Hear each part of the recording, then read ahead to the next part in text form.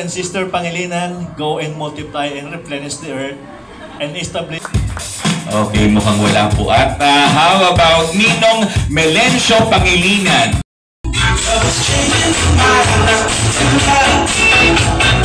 Kami po ay mula sa Team Lasuri Management. Special request po ng ating couple today.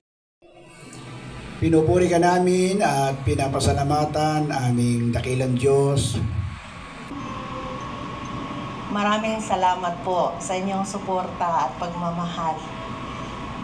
Your presence po makes this day even more joyful and meaningful po sa aming pamilya at sa pamilya po ng bride. Thank you po again sa inyong lahat.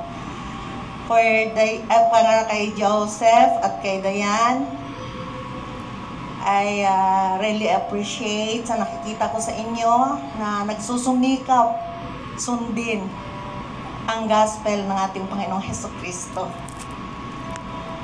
Nakikita ko kayo, sabay kayo nag-study ng mga Holy Spirit. Pagkabahan talaga ako.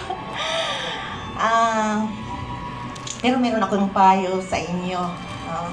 Iilang salita na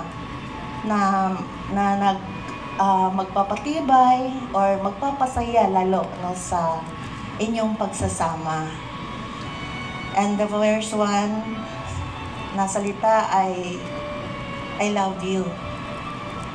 Siguro ngayon bilang as girlfriend and boyfriend, lagi kayong nagsasabihan sa isa't isa tuwing nakikita kayo, I love you, I love you, I love you, diba? Pero pagdating ng panahon, 5 years, 10 years, or baka medyo hindi na dahil iisipin ninyo ng isa sa inyo na alam naman niya na mahal ko siya, kaya no need na siguro na sabihin. But still, always say, I love you sa isa't isa. And I think it works naman dahil we've been married, your dad and I, we've been married for more than 30 years. And still lagi, ugali niya, nagsasabi siya sa akin, I love you, kahit na sa mga post ko, nakikita ko sa comment section. Natutuwa naman ako. Sabi niya, I love you.